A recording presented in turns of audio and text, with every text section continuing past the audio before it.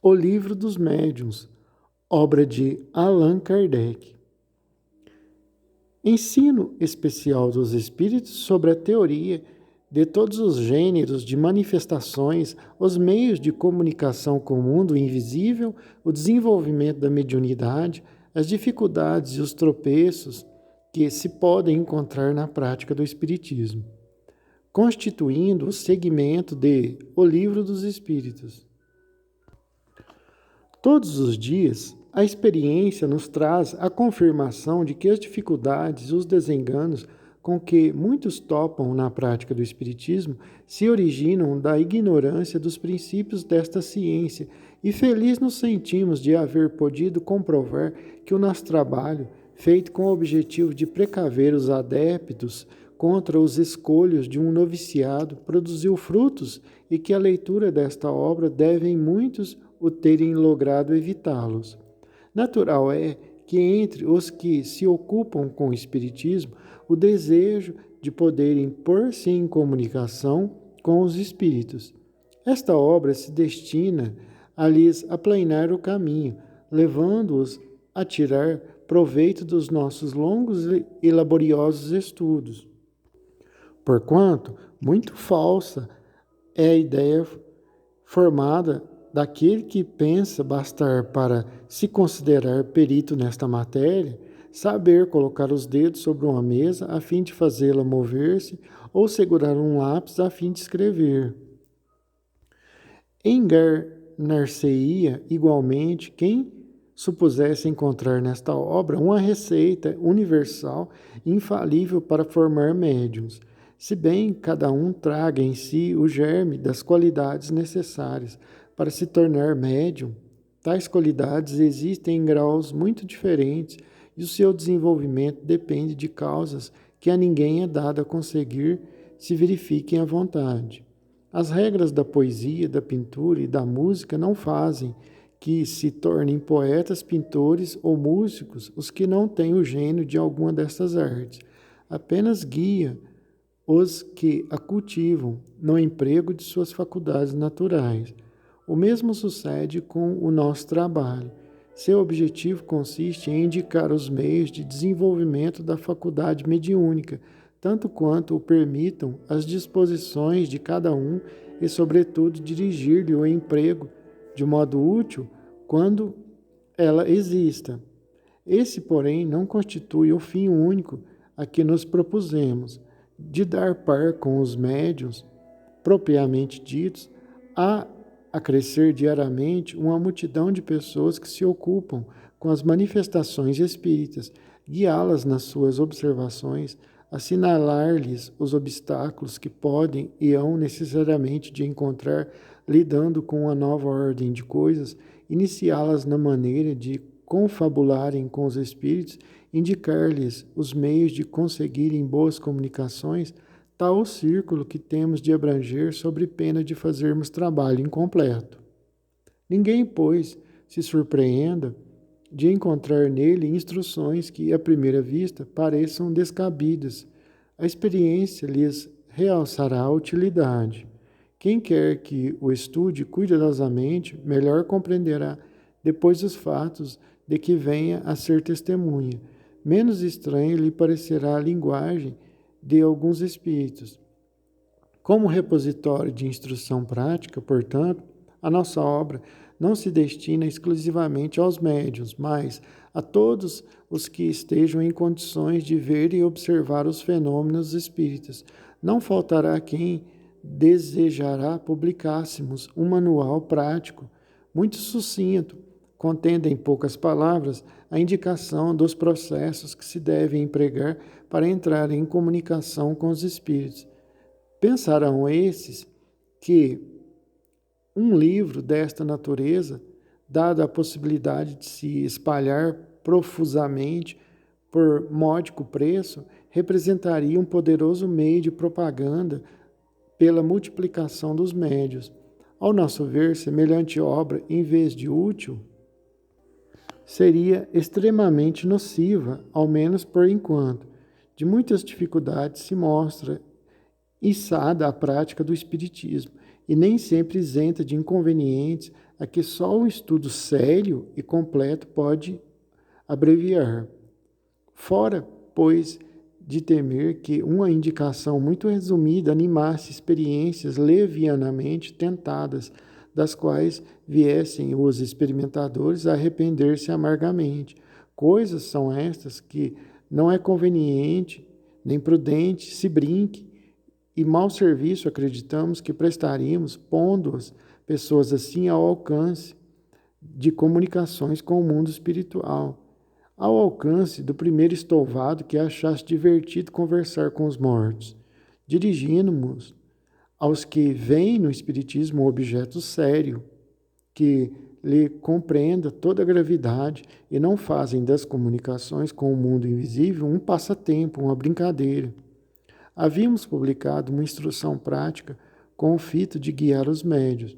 Essa obra está hoje esgotada, e, embora tenhamos feito com um fim grave e sério, não a reprimiremos porque ainda não a consideramos bastante completa para esclarecer acerca de todas as dificuldades que se possam encontrar.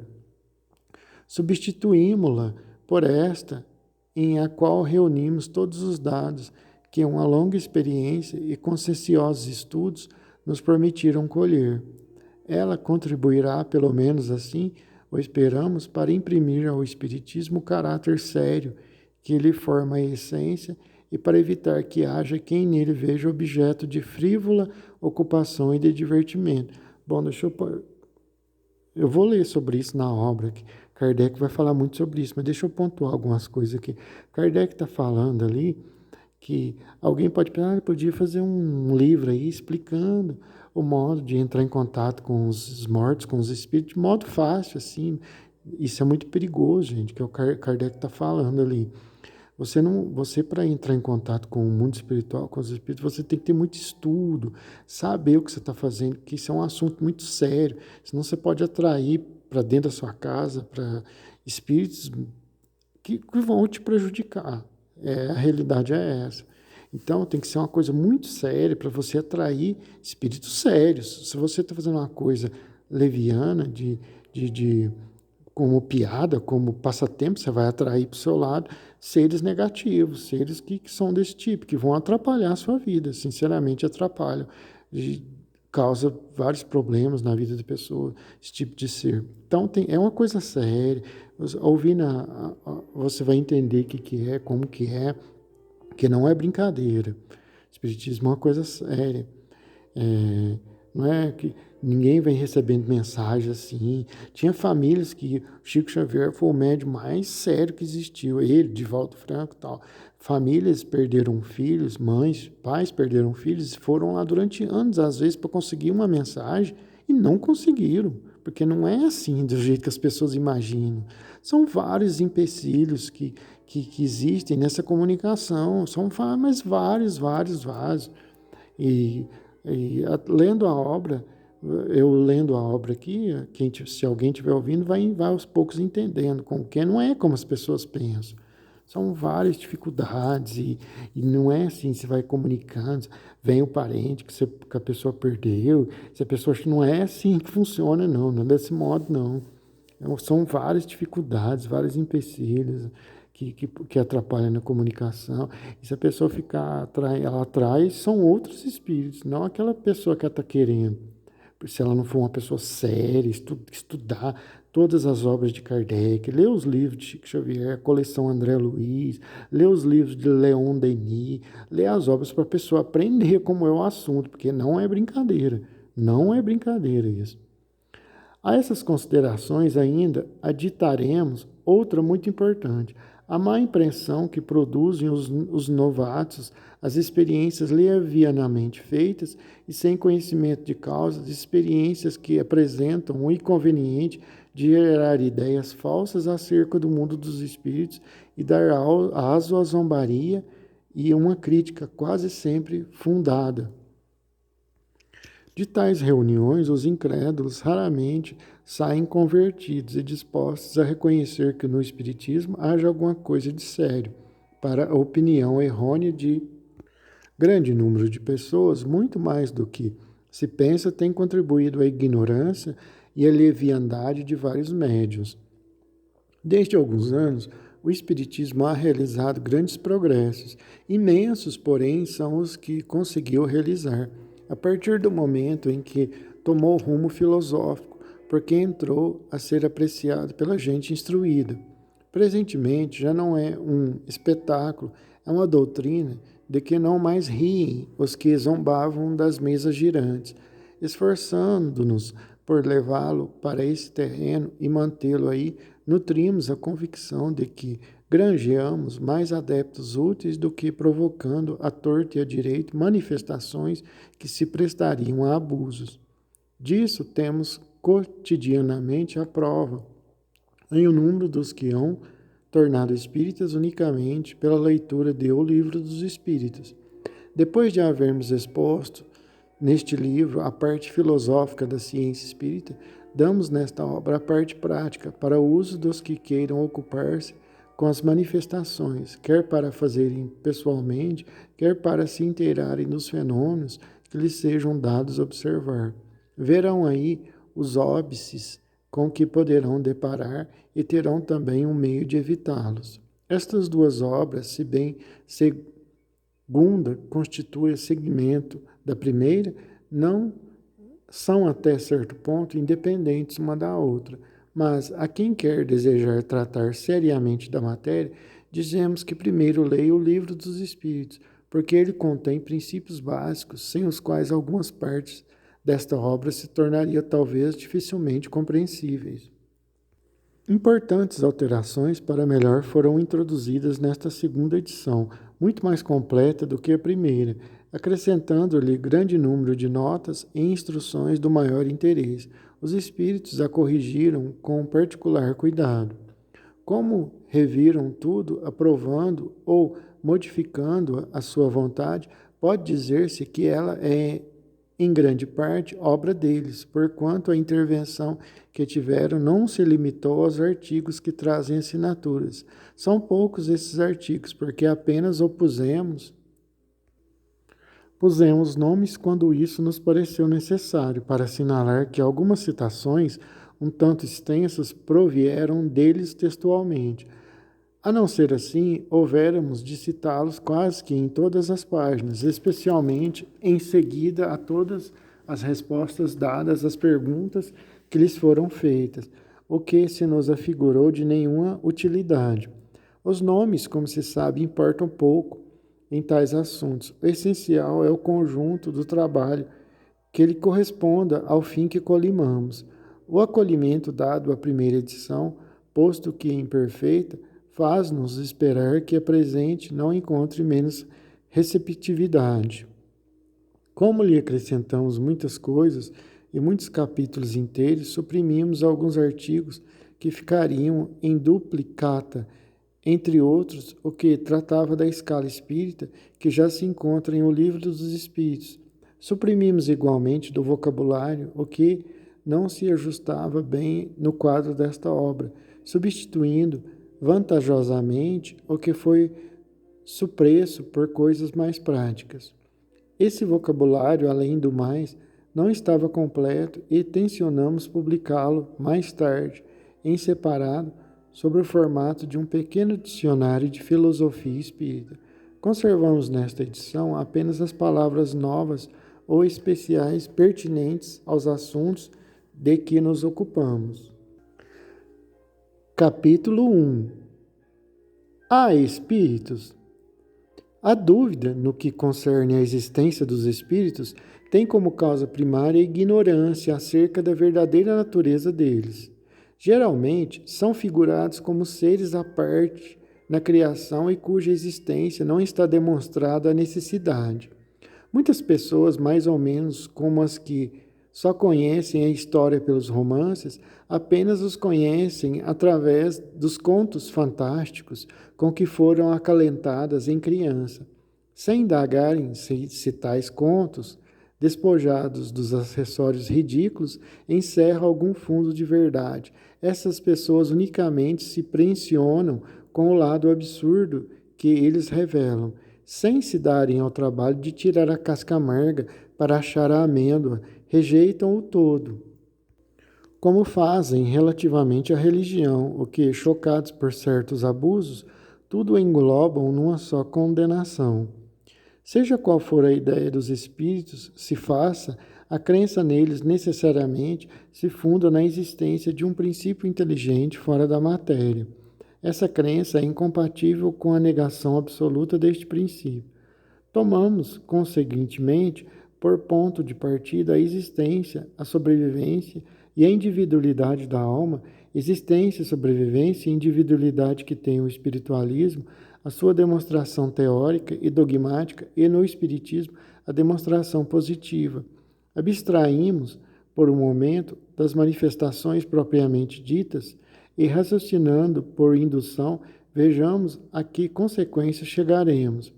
Desde que se admite a existência da alma e sua individualidade após a morte, forçoso é também se admita, primeiro, que a sua natureza difere da do corpo, visto que, separada deste, deixa de ter as propriedades peculiares ao corpo. Segundo, que goza da consciência de si mesma, pois que é passível de alegria ou de sofrimento, sem o que seria um ser inerte, caso em que possuí-la de nada nos valeria.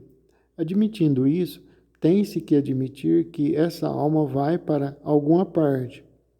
Quem vem a ser feito dela, para onde vai? Segundo a crença vulgar, vai para o céu ou para o inferno.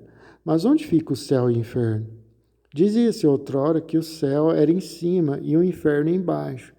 Porém, o que são o alto e o baixo no universo, uma vez que se conhecem a esfericidade da Terra, o movimento dos astros, movimento que faz com que o que em dado instante está no alto esteja 12 horas depois embaixo, e o infinito do espaço através do qual o olhar penetra, indo às distâncias consideráveis.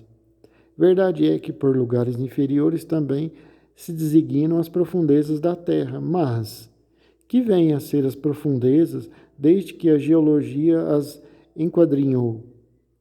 Que ficaram sendo igualmente as esferas concêntricas, chamadas céu de fogo, céu das esferas, desde que se verificou que a Terra não é o centro dos mundos, que mesmo nosso Sol não é o único, que milhões de sóis brilham no espaço, constituindo cada um o centro de um turbilhão planetário. Aqui ficou reduzida a importância da Terra, mergulhada nessa imensidade.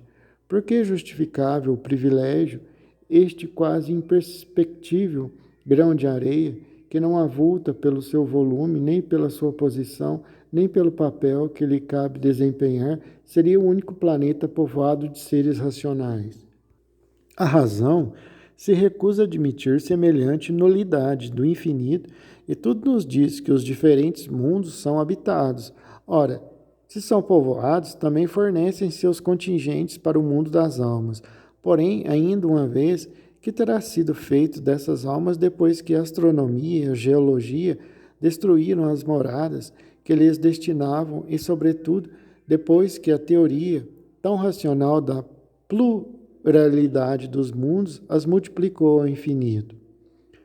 Não podendo a doutrina da localização das almas harmonizar-se com os dados da ciência, outra doutrina mais lógica lhes assina por domínio não um lugar determinado e circunscrito, mas o espaço universal. Formam elas um mundo invisível em o qual vivemos imersos, que nos cerca e acotovela incessantemente. Haverá nisso alguma impossibilidade, alguma coisa que repugne a razão?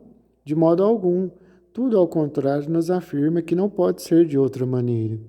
Mas então, que vêm a ser as penas e recompensas futuras, desde que se lhes suprimam os lugares especiais onde se efetivem? Notai que a incredulidade com relação às tais penas e recompensas provam geralmente de serem umas e outras apresentadas em condições inadmissíveis. Dizei, em vez disso, que as almas tiram de si mesmas a sua felicidade ou a sua desgraça, que a sorte lhes está subordinada ao estado moral, que a reunião das que se voltam mútua simpatia, se são boas, representa para elas uma fonte de ventura, que, de acordo com o grau de purificação que tenham alcançado, penetram e entreveem coisas que almas grosseiras não distinguem, e toda a gente compreenderá sem dificuldade.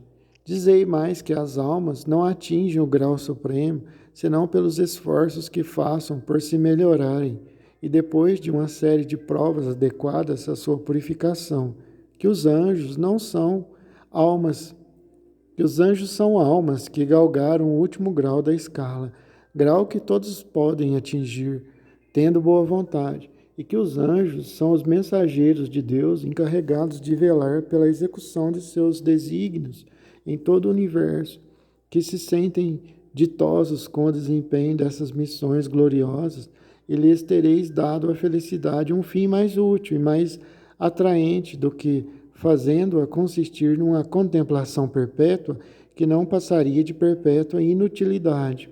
Dizei finalmente que os demônios são simplesmente as almas dos maus homens, ainda não purificadas, mas que podem, como as outras, ascender ao mais alto cume da perfeição, e isto parecerá mais conforme a justiça e a bondade de Deus do que a doutrina que os dá como criados para o mal e ao mal destinados eternamente. Ainda uma vez, aí tendes o que a mais severa razão, a mais rigorosa lógica, o bom senso, em suma, podem admitir. Ora, essas almas que povoam o espaço são precisamente o que se chama espíritos.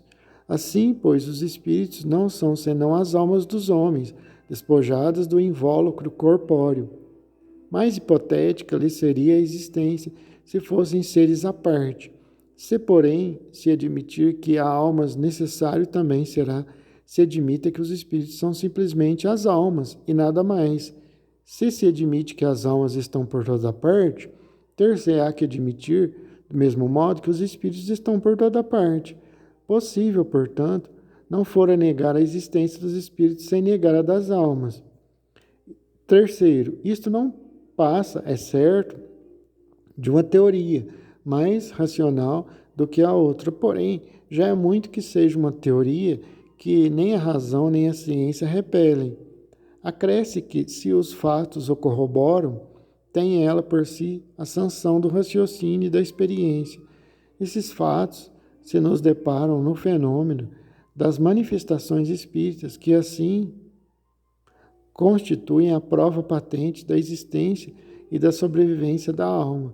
Muitas pessoas há, entretanto, cuja crença não vai além desse ponto, que admitem a existência das almas e, conseguintemente, dos espíritos, mas que negam a possibilidade de nos comunicarmos com eles, pela razão, dizem, de que seres imateriais não podem atuar sobre a matéria. Esta dúvida assenta na ignorância da verdadeira natureza dos espíritos, dos quais, em geral, fazem ideia muito falsa, supondo-os erradamente seres abstratos, vagos e indefinidos, o que não é real. Figuremos, primeiramente, o espírito em união com o corpo. Ele é o ser principal, pois que é o ser que pensa e sobrevive. O corpo não passa de um acessório, de uma roupa, de um invólucro, uma veste, que ele deixa quando usada, quando não serve mais. Além desse invólucro material, tem o espírito um semimaterial, que o liga ao primeiro. Por ocasião da morte, despoja-se deste, porém não do outro. Aqui damos o nome de perispírito.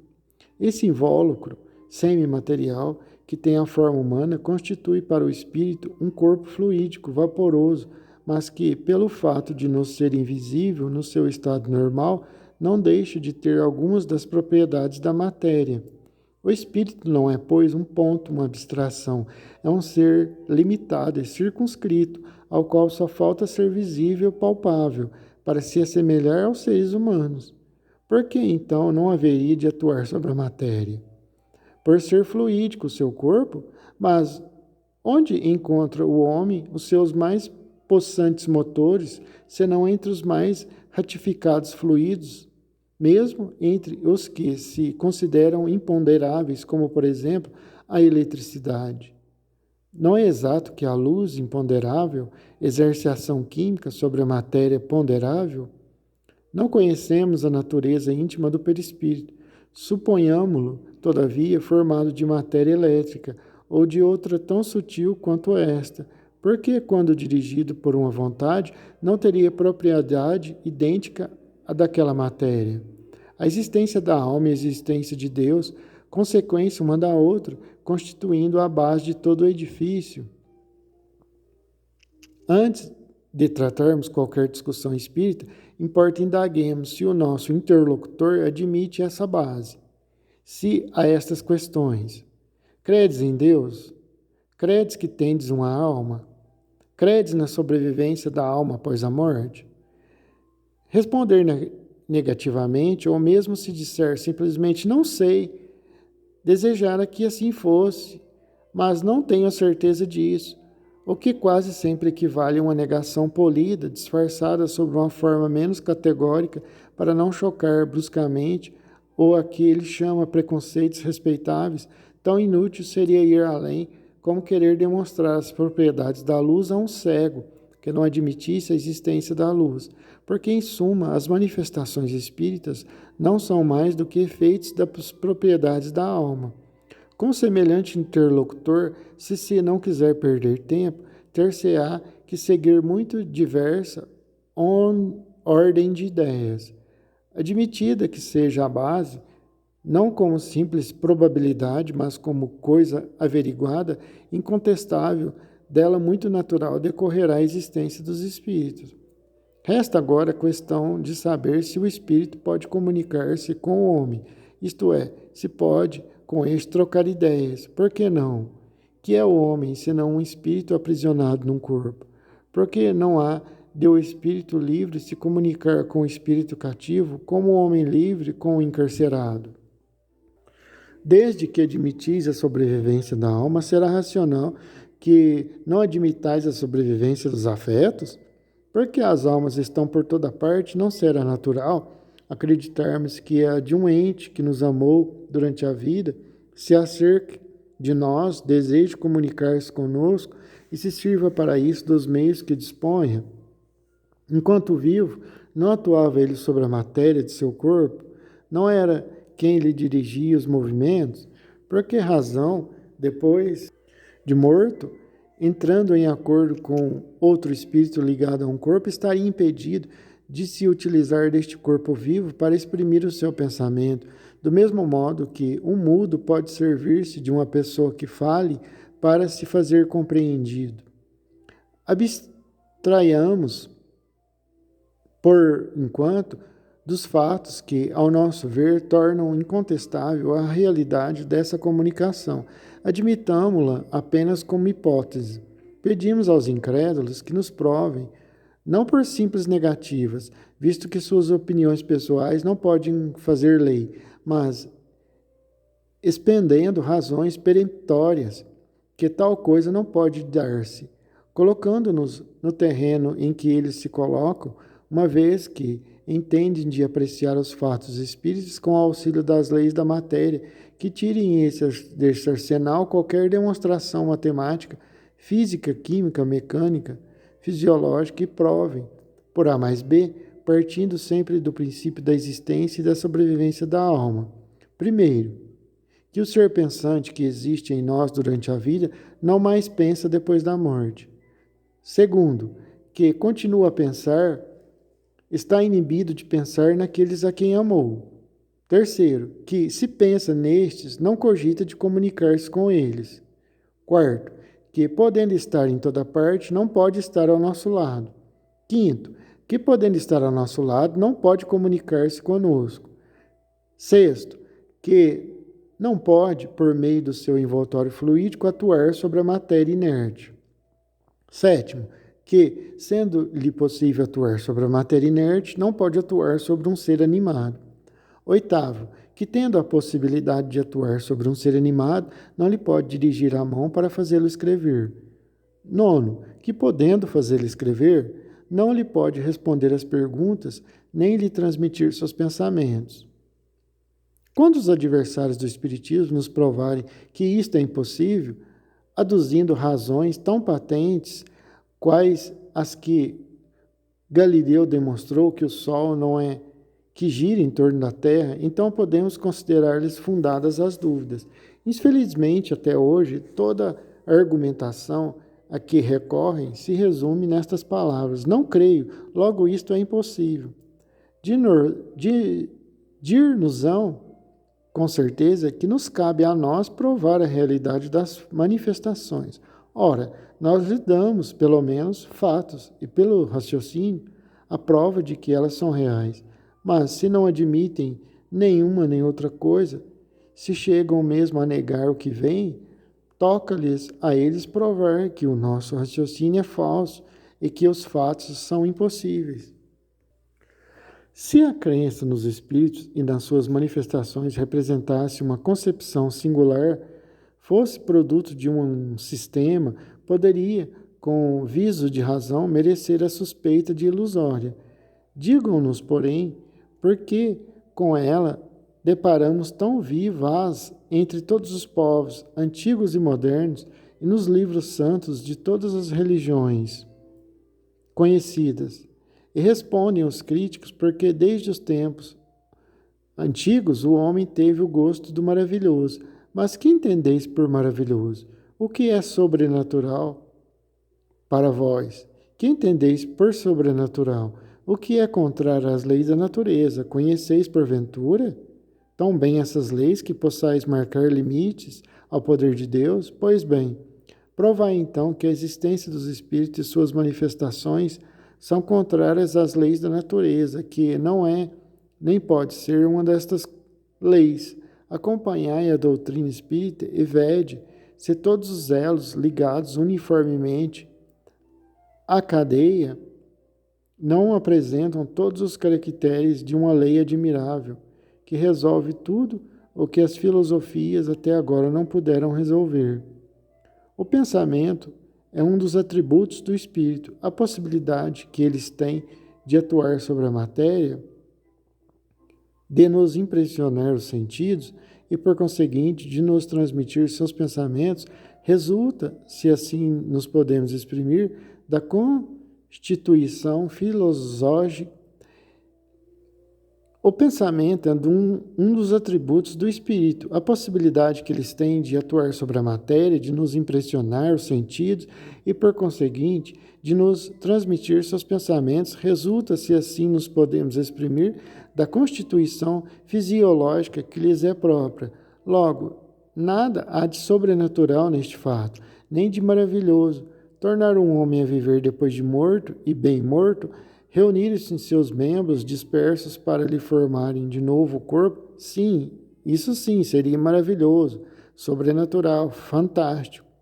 Haveria uma verdadeira derrogação da lei, o que somente por um milagre poderia Deus praticar. Coisa alguma, porém, de semelhante há na doutrina espírita.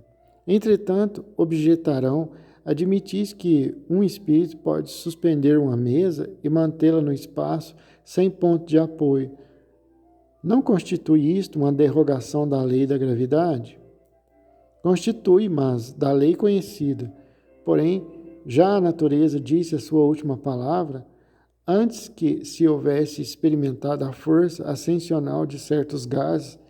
Quem diria que uma máquina pesada, carregando muitos homens, fosse capaz de triunfar da força da atração? Aos olhos do vulgo, tal coisa não pareceria maravilhosa, diabólica? Por outro lado, houvera passado aquele que há um século se tivesse proposto a transmitir um telegrama a 500 léguas de distância e a receber a resposta alguns minutos depois. Se o fizesse, toda a gente creria ter ele o diabo às suas ordens, pois que naquela época só ao diabo era possível andar tão depressa. Porque então um fluido desconhecido não poderia, em dadas circunstâncias, ter a propriedade de contrabalançar o efeito da gravidade, como o hidrogênio contrabalança o peso do balão. Notemos, de passagem, que não fazemos uma assimilação, mas apenas uma comparação, e unicamente para mostrar por analogia que o fato não é fisicamente impossível. Ora, foi exatamente por quererem, ao observar estas espécies de fenômenos, proceder por assimilação que os sábios se transviaram. Em suma, o fato aí está. Não há nem haverá negação que possa fazer não seja ele real. porquanto negar não é provar. Para nós, não há coisa alguma sobrenatural. É tudo o que por agora podemos dizer. Se o fato ficar comprovado, dirão, aceitá-lo-emos, aceitaríamos mesmo a causa a que o atribuís, a de um fluido desconhecido. Mas quem nos prova a intervenção dos espíritos? Aí é que está o maravilhoso, sobrenatural. Far-se-ia preciso aqui uma demonstração completa que, no entanto, estaria deslocada e, ao demais, constituiria uma repetição, visto que ressalta de todas as outras partes do ensino. Todavia, resumindo, em algumas palavras, diremos que, em teoria, ela se funda neste princípio. Todo efeito inteligente há de ter uma causa inteligente, e, do ponto de vista prático, na observação de que, tendo os fenômenos ditos espíritas dado provas de inteligência fora da matéria, havia de estar a causa que os produzia, e de que, não sendo essa inteligência dos assistentes, o que a experiência atesta, havia de lhes ser exterior, pois que não se via o ser que atuava, necessariamente era um ser invisível. Assim foi que, de observação em observação, se chegou ao reconhecimento de que esse ser invisível, a quem deram o nome de espírito, não é senão a alma dos que viveram corporalmente, aos quais a morte arrebatou o grosseiro invólucro visível, deixando-lhes apenas um invólucro etéreo, invisível no seu estado normal. Eis, pois, o maravilhoso e o sobrenatural, reduzidos à sua mais simples expressão. Uma vez comprovada a existência de seres invisíveis, a ação deles sobre a matéria resulta da natureza do envoltório fluídico que os reveste. É inteligente essa ação porque, ao morrer, eles perderam tão somente o corpo, conservando, assim, a inteligência que lhes constitui a essência mesma. Aí está a chave de todos esses fenômenos tidos erradamente por sobrenaturais. A existência dos espíritos não é, portanto, um sistema preconcebido ou uma hipótese imaginada para explicar os fatos. É o resultado de observações e consequência natural da existência da alma. Negar a causa é negar a alma em seus atributos. Digne-se de apresentá-la os que pensem em poder dar desses efeitos inteligentes uma explicação mais racional e, sobretudo, de apontar a causa de todos os fatos, e então será possível discutir-se o mérito de cada uma. Para os que consideram a matéria a única potência da natureza, tudo o que não pode ser explicado pelas leis da matéria é maravilhoso ou sobrenatural, e para eles maravilhoso é sinônimo de superstição. Se assim fosse, a religião que se baseia na existência de um princípio imaterial, seria um tecido de superstições. Não ousam dizê-lo em voz alta, mas dizem-no baixinho e julgam salvar as aparências, concedendo que uma religião é necessária ao povo e às crianças para que se tornem ajuizados. Ora, uma de duas, ou o princípio religioso é verdadeiro ou falso. Se é verdadeiro, ele o é para toda a gente. Se é falso, não tem maior valor para os ignorantes do que para os instruídos. Os que atacam o Espiritismo em nome do maravilhoso se apoiam geralmente no princípio materialista, porquanto, negando qualquer efeito extramaterial, negam a existência da alma. Sondai-lhes, porém, o fundo das consequências. Prescutai bem o sentido de suas palavras, e descobrireis quase sempre esse princípio, senão categoricamente formulado, germinando por baixo da capa com que o cobrem, a de uma pretensa filosofia racional. Lançando a conta do maravilhoso tudo o que decorre da existência da alma, são, pois, consequentes consigo mesmos. Não admitindo a causa, não podem admitir os efeitos. Daí entre eles uma opinião preconcebida que os torna impróprios para julgar lisamente do Espiritismo, visto que o princípio de onde partem é o da negação de tudo o que não seja material. Quanto a nós, dar-se-á aceitemos todos os fatos qualificados de maravilhosos pela simples razão de admitirmos os efeitos que são a consequência da existência da alma? Dar-se-á sejamos campeões de todos os sonhadores, adeptos de todas as utopias, de todas as excentricidades sistemáticas? Quem o supuser demonstrará bem minguado conhecimento do Espiritismo. Mas os nossos adversários não atentam nisto muito de perto. O de que menos cuidam é da necessidade de conhecerem aquilo que falam. Segundo eles, o maravilhoso é absurdo. Ora, o Espiritismo se apoia em fatos maravilhosos, logo o Espiritismo é absurdo. E consideram, sem apelação, esta sentença. Acham que opõem um argumento irretorquível, quando, depois de terem procedido a eruditas pesquisas acerca dos convulsionários de Saint-Médard, dos fanáticos de Cevenas ou das religiosas de Ludum, chegaram à descoberta de patentes embustes que ninguém contesta. Segundo eles, o maravilhoso é absurdo. Ora, o Espiritismo, segundo eles, se apoia em fatos maravilhosos. Logo, o Espiritismo é absurdo. E consideram, sem apelação pela sentença, acham que opõem um argumento irretorquível quando, depois de terem procedido a eruditas pesquisas acerca dos convulsionários de Saint-Médard, dos fanáticos de Cevenas ou das religiosas de Ludum, chegaram à descoberta de patentes embustes que ninguém contesta. Semelhantes histórias, porém, serão o evangelho do Espiritismo? Terão seus adeptos negado que o charlatanismo há explorado em proveito próprio alguns fatos? Que outros sejam frutos da imaginação? Que muitos tenham sido exagerados pelo fanatismo? Tão solidário é ele com as extravagâncias que se cometam em seu nome, quanto a verdadeira ciência com os abusos da ignorância ou a verdadeira religião com os excessos do sectarismo. Muitos críticos se limitam a julgar do Espiritismo pelos contos de fadas e pelas lendas populares, que lhes são facções. O mesmo fora julgar da história pelos romances históricos ou pelas tragédias. Em lógica elementar, para se discutir uma coisa, preciso se faz conhecê-la, porquanto a opinião de um crítico só tem valor quando ela fala com o perfeito conhecimento de causa. Então, somente sua opinião, embora errônea, poderá ser tomada em consideração.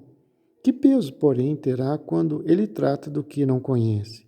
A legítima crítica deve demonstrar não só erudição, mas também profundo conhecimento do objeto que versa, juízo reto e imparcialidade a toda prova, sem o que qualquer menestrel poderia arrogar-se ao direito de julgar Rossini e um pintor de paredes ou de censurar Rafael.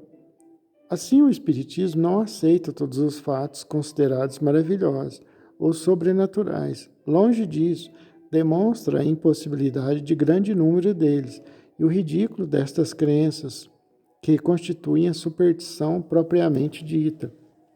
É exato que, no que ele admite, há coisas que para os incrédulos são puramente domínio do maravilhoso, ou por outras da superstição. Seja, mas ao menos discutir apenas esses pontos, porquanto, com relação aos demais, nada há que dizer e pregais em vão.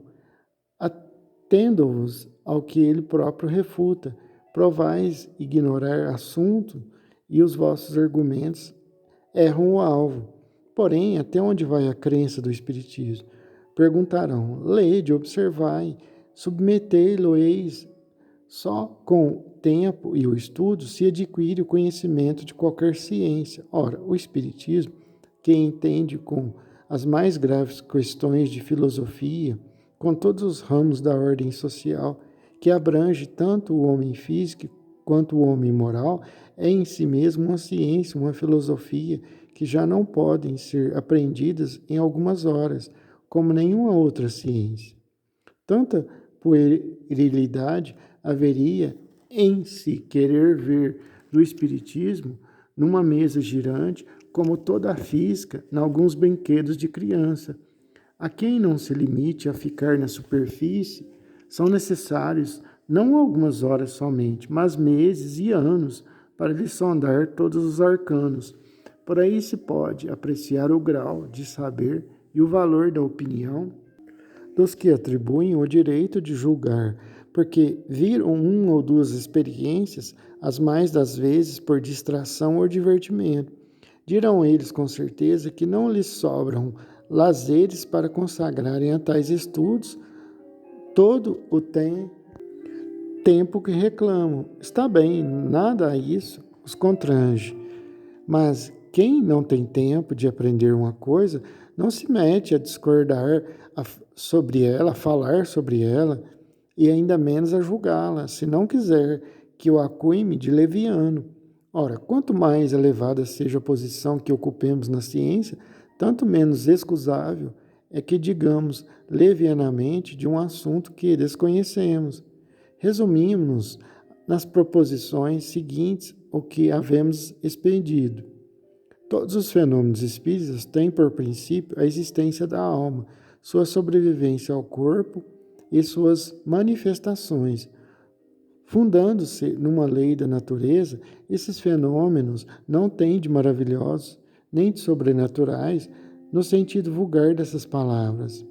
Muitos fatos são tidos por sobrenaturais porque não se lhes conhece a causa. Atribuindo-lhes uma causa, o Espiritismo os repõe no domínio dos fenômenos naturais.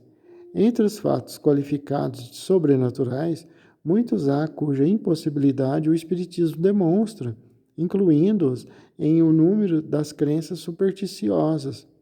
Se bem conheça um fundo de verdade em muitas crenças populares, o Espiritismo de modo algum dá sua solidariedade a todas as histórias fantásticas que a imaginação ha criado. Julgar o Espiritismo pelos fatos que eles não admitem é dar prova de ignorância e tirar todo o valor à opinião emitida. A explicação dos fatos que o Espiritismo admite, de suas causas e consequências morais, forma toda uma ciência e toda uma filosofia que reclama um estudo sério, perseverante e aprofundado.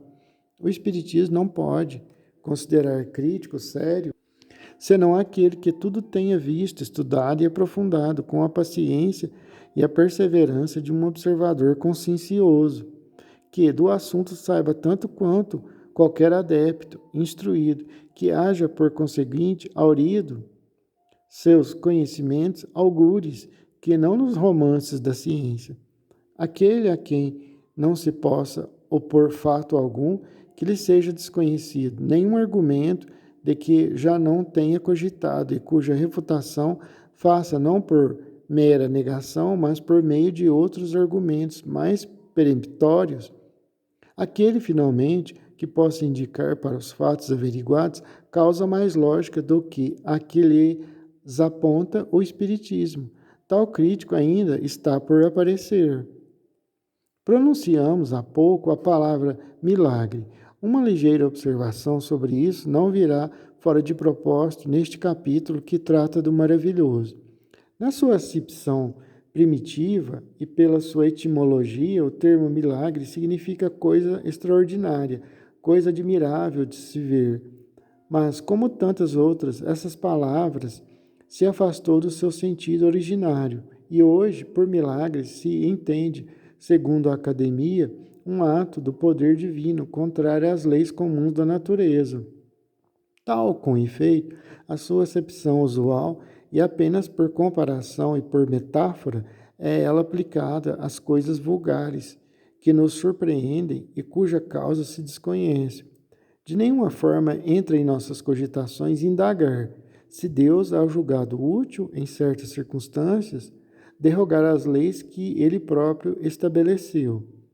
Nosso fim é unicamente demonstrar que os fenômenos espíritas, por mais extraordinários que possam parecer, de maneira alguma derrogam essas leis, que nenhum caráter tem de miraculosos, do mesmo modo que não são maravilhosos ou sobrenaturais. O milagre não se explica, os fenômenos espíritas, ao contrário, se explicam racionalmente. Não são, pois, milagres, mas simples efeitos, cuja razão de ser se encontra nas leis gerais.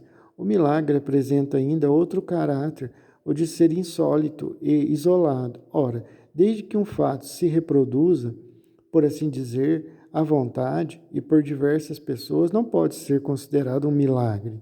Todos os dias a ciência opera milagres aos olhos dos ignorantes.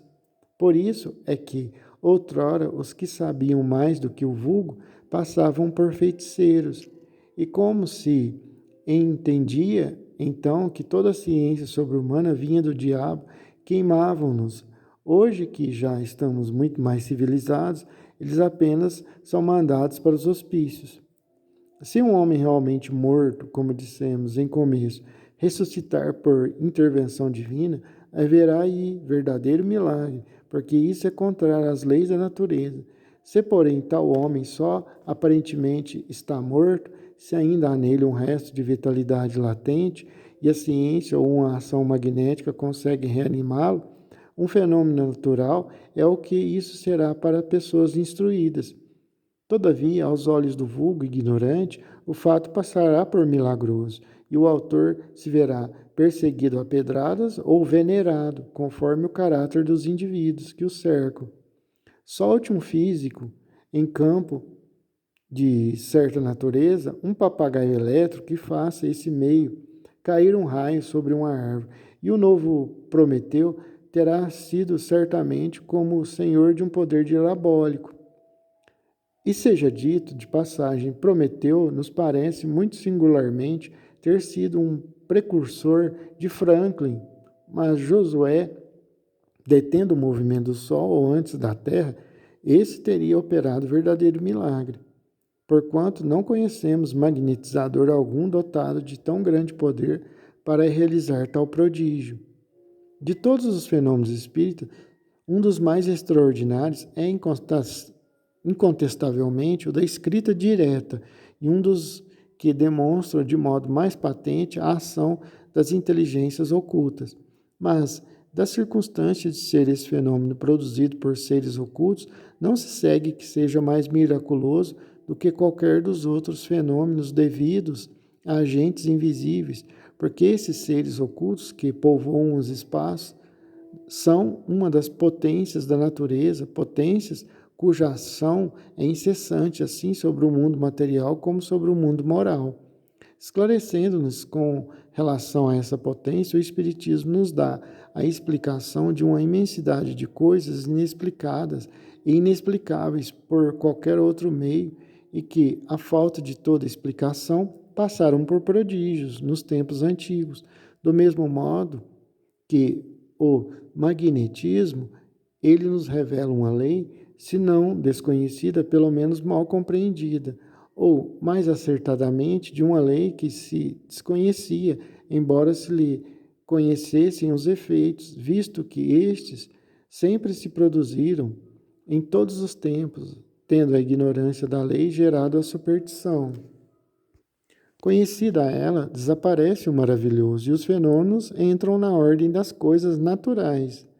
Eis porque, fazendo que uma mesa se mova ou que uns mortos escrevam, os espíritos não operam maior milagre do que opera o médico que restitui à vida um moribundo, ou o físico que faz cair o raio.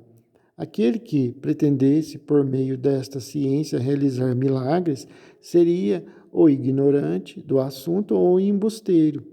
Os fenômenos espíritas, assim como os fenômenos magnéticos, antes que se lhes conhecesse a causa, tiveram que passar por prodígios.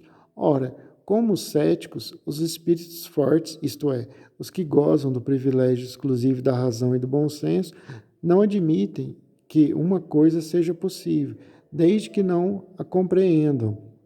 De todos os fatos considerados prodígios, fazem objeto de suas zombarias, pois que a religião conta grande número de fatos desse gênero. Não creem na religião e daí a incredulidade absoluta, o passo é curto. Explicado, porém, a maior parte deles, o Espiritismo lhes assina uma razão de ser.